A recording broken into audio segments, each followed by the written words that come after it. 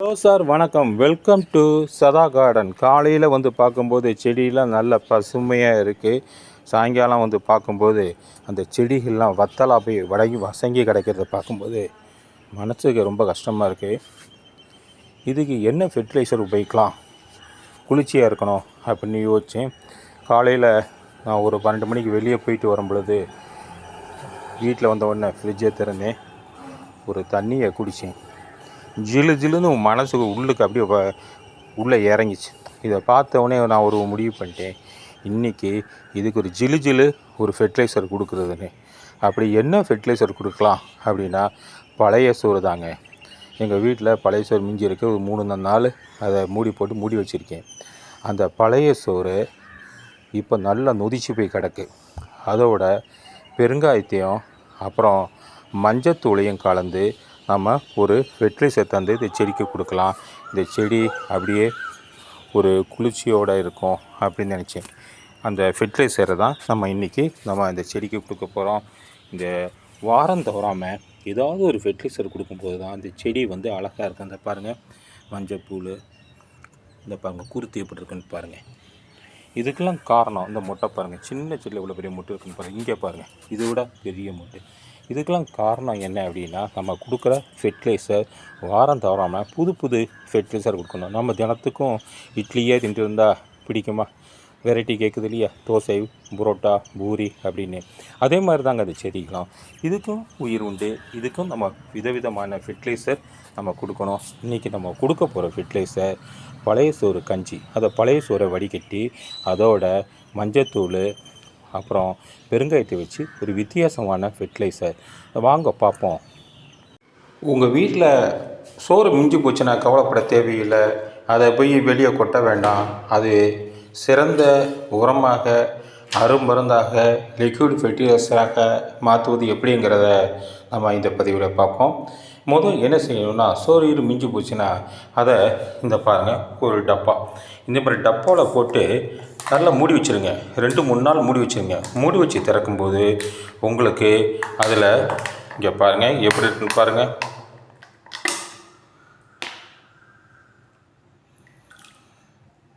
ஒரு புளிப்பு வாடையோட அந்த சோறு நொதிச்சு போய் எப்படி இருக்குன்னு பாருங்கள். இதில் வந்து ஏகப்பட்ட ஈஸ்டுகள், பாக்டீரியாக்கள், நன்மை செய்யும் பாக்டீரியாக்கள் எல்லாமே இருக்குது. இது மாதிரி சிறந்த உரம் எதுவுமே இல்லை. இது உங்கள் வீட்டில் சோறு முடிஞ்சு போச்சுன்னா நீங்கள் கவலைப்படாமல் இந்த லிக்விட் ஃபெர்டிலைசரை நம்ம பண்ணலாம். இது அப்படியே செடிக்கு ஊற்றலாம். ஆனால் அதோடு இன்னும் 2 பொருட்களை கலக்கும்போது உங்களுக்கு அது இன்னும் சிறந்த லிக்விட் ஃபெர்டிலைசராக மாறும். அது என்ன பண்ண போகிறோங்கிறத இங்கே பாருங்கள். இது பெருங்காயத்தூள். இதோட நம்ம பெருங்காயத்தூள் சேர்க்க போகிறோம். பெருங்காயத்தூள் வந்து மொட்டுக்கள் அதிக அளவு வருவதற்கும், நமக்கு வந்து செடி குருத்துக்கள் அதிக அளவு வளர்கிறதுக்கும் இது பயன்படுகிறது. இந்த வெயில் காலத்தில் செடிகள் வாடி வதங்கி இருக்கிறத நீங்கள் பார்க்கலாம். மண் ஹீட் ஆகி, வேரெல்லாம் ஹீட் ஆகி செடி அப்படியே வதங்கி இருக்கும். இந்த லிக்விட் ஃபெர்டிலைசர் வந்து ஒரு குளிர்ச்சியை தரக்கூடியது. அதுவும் நன்மை செய்யும் ஈஸ்டுகள், பாக்டீரியாக்கள் ரொம்ப இருக்கிறதுனால உங்கள் வேருக்கு ஒரு பாதுகாப்பை தரும். இந்த லிக்விட் ஃபெர்டிலைசர் நம்ம உபயோகிக்கிறதுனால செடி இன்னும் சிறப்பாக, சிறப்பாக வளரும். இப்போ இந்த லிக்விட் ஃபெர்டிலைசரை, 2வது ஃபெர்டிலைசரை இந்த ஒன்றோட இந்த மஞ்சத்தூளை இந்த பெருங்காயத்தூளை கலக்கிறோம்ட்டோம். இன்னொன்று என்னென்னா இந்த மஞ்சத்தூள் உங்களுக்கு தெரியும். இதில் ஆன்டி ஆக்சிடென்ட் இருக்குது, ஆன்டி ரெப்பலண்ட் இருக்குது. இது இந்த செடியை வந்து எறும்பு வராமல் பாதுகாக்கக்கூடிய தன்மை உண்டு. இவ்வளோ சிறந்தது இது. அதை தவிர இது செடிகள் வளர்ச்சிக்கு மிக முக்கிய பங்காற்றுகிறது. இவ்வளவு 3மே சேர்ந்து ஒரு முக்கூட்டு உடன்படிக்கையின்படி ஒரு சிறந்த ஒரு லிக்விட் ஃபெர்டிலைசரை நம்ம தயாரிக்க போகிறோம். இந்த லிக்விட் ஃபெர்டிலைசர் வந்து நம்ம எல்லா செடிக்கும் ஊற்றலாம். இதே வந்து வடிகட்டி ஸ்ப்ரேயரில் பயன்படுத்தி செடிக்கு மேலே வந்து ஒரு பூச்சிக்கொல்லி மருந்தாகவும் நம்ம பயன்படுத்தலாம். இப்போ இதை ரெண்டாக பயன்படுத்த போகிறோம். நம்ம இந்த லிக்விடை வந்து பூச்சிக்கொல்லி மருந்தாக பயன்படுத்தும் போது அது என்ன செய்யணும்னா, வடிகட்டி நம்ம சேர்க்கணும். ஏன்னா அந்த ஸ்ப்ரேயில் உள்ள துளையில் போய் இதை அடைச்சிரும். லிக்விட் ஃபெர்டிலைசரை உபயோகிக்கும்போது நம்ம அதை அப்படியே உபயோகிக்கலாம். இதில் சோறுலாம் இருக்குது சார், இதெல்லாம் என்ன செய்யுது, சோத்து பொறிக்கலாம், அதெல்லாம் செடிக்கு போடக்கூடாது, போட்டோம்னா எறும்பு வந்துடும். எறும்பு வந்துடுச்சுன்னா அந்த வெயில் காலத்தில் ஏற்கனவே செடி தாங்க முடியாத கஷ்டத்தில் இருக்குது. இந்த எறும்பு சேர்ந்துருச்சுன்னா செடிக்கு பெரிய பாதிப்பை தரும். அதனால் வேரெல்லாம் கடிச்சு விட்டுரும். அதனால் இந்த பருக்கை ஏன் நம்ம உபயோகிக்கக்கூடாது, அந்த லிக்விட் ஃபெர்டிலைசர் தான் உபயோகிக்கணும். அது எப்படி உபயோகிக்கிறது அப்படிங்கிறத நம்ம பார்ப்போம். இங்கே பாருங்கள், ஒரு பாத்திரம் எடுத்திருக்கோம். இந்த பாத்திரத்தில் இந்த வடிகட்டியை நம்ம வைக்க போகிறோம். இந்த பாருங்கள், வடிகட்டியை வச்சிட்டோம். இதில் இந்த லிக்விட் ஃபெர்டிலைசரை ஊற்றுறோம். இந்த பாருங்கள்,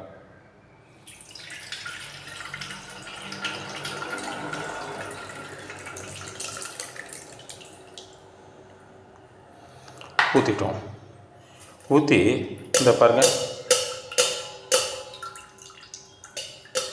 திருப்பி அதை அதுலேயே ஊற்றி நம்ம என்ன பண்ண போகிறோம் அப்படின்னா, திருப்பி கொஞ்சம் தண்ணியை விட்டு நம்ம கலக்கிறோம். இந்த பாருங்கள்,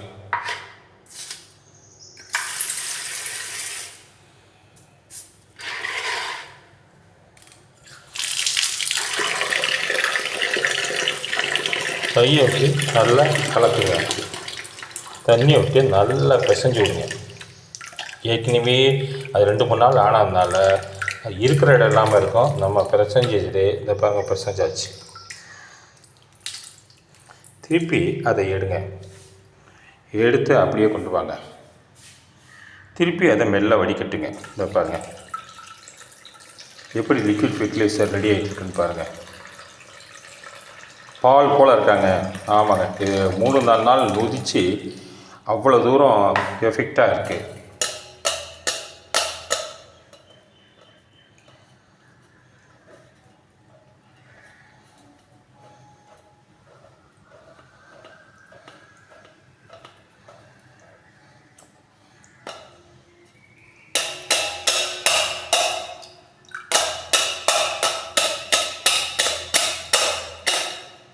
திருப்பி இதை இதிலே போட்டு 3ஆவது தடவையாக ஒரு கலக்கி நம்ம லிக்விடை உண்டாக்கலாம். இந்த பாருங்கள், திருப்பி வச்சிட்டோம். திருப்பி அந்த தண்ணியை கொடுத்து விடுறோம்.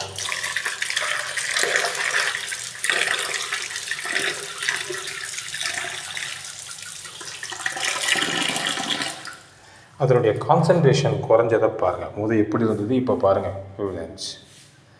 இதை பாருங்கள், பருக்கையெல்லாம் வந்து தண்ணியாக மாதிரி இருந்துச்சு. ஏன்னா 2-3 நாள் ஊறினால இது இருக்குது.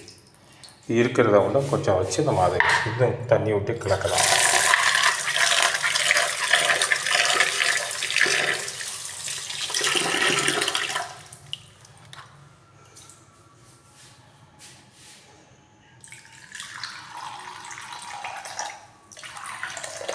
அவ்வளோதான், இதுக்கு மேலே இது தேவைப்படாது.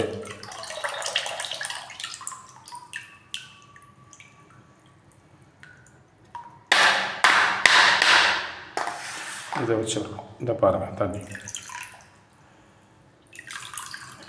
இதான் நம்ம பழைய சோறுனால் செஞ்ச லிக்யூடு ஃபெர்டிலைசர். 3-4 நாள் ஆயிடுச்சு. நல்ல புளிச்சு கிடக்கும். வாடை பார்த்திங்கன்னா அப்படியே பயங்கர புளிப்பு வாடையோடு இருக்கும். இந்த புளிப்பு வாடையில் தான் செடிக்கு தேவையானது. இதில் ஏகப்பட்ட ஈஸ்ட்டுகள் நொதிகள்லாம் இருக்கிறதுனால செடிக்கு அது பயன்படும். இப்போ இதில் நம்ம என்ன செய்ய போகிறோம் அப்படின்னா, இந்த பாருங்கள், கொஞ்சம் பெருங்காயத்தூளாக போடுறோம். பெருங்காயத்தூளை போட்டு கலக்கிறோம். அப்புறம்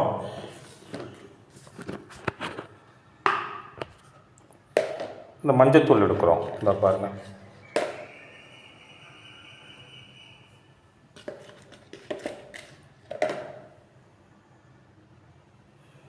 மஞ்சத்தூளை போட்டிருக்கோம். இந்த மஞ்சத்தூளை போட்டு இதை நம்ம என்ன பண்ணுறோம்னா திருப்பி ஒரு கலக்கிறோம்.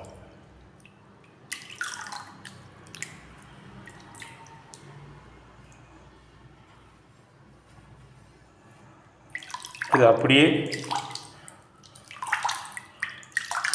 கொஞ்சம் நேரம் மூடி வச்சிடணும். இது அப்படியே ஒரு மூடி வச்சிட்டோம்னா நம்ம அடுத்து பண்ணலாம்.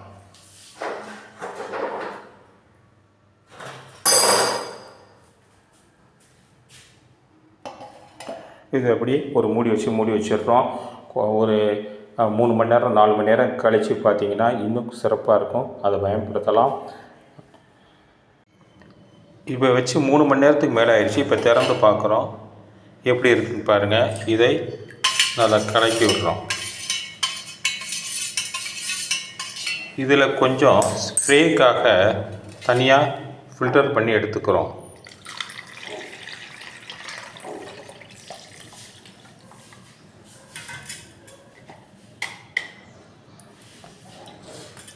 மிச்சத்தை அந்த வாளியில் ஊற்றி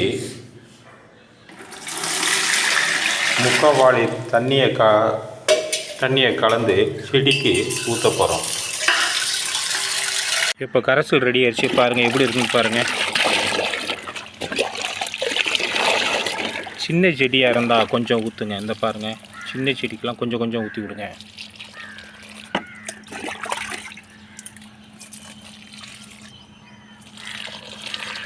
அது பெரிய செடிக்கு நல்லா ஊற்றுங்க. அப்போ தான் பூக்கள் ரொம்ப வரும். இங்கே பாருங்கள், இதுக்கெல்லாம் வந்து 1 கப்பு ஊற்றி விடுங்க. அதே மாதிரி இந்த செடிக்கும் 1 கப்பு ஊற்றி விடுங்க.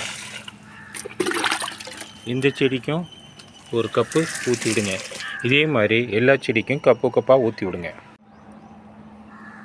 இப்போ அந்த கலவையான அந்த தண்ணியை இதில் ஊற்றி வச்சுருக்கோம். அதில் கொஞ்சம் தண்ணியை ஊற்றி மிக்ஸ் பண்ணியிருக்கோம். இப்போ இந்த செடிக்கு அடிக்க போகிறோம். அந்த செடியை பாருங்கள், ஃபுல்லாகவே அடித்து விடணும்.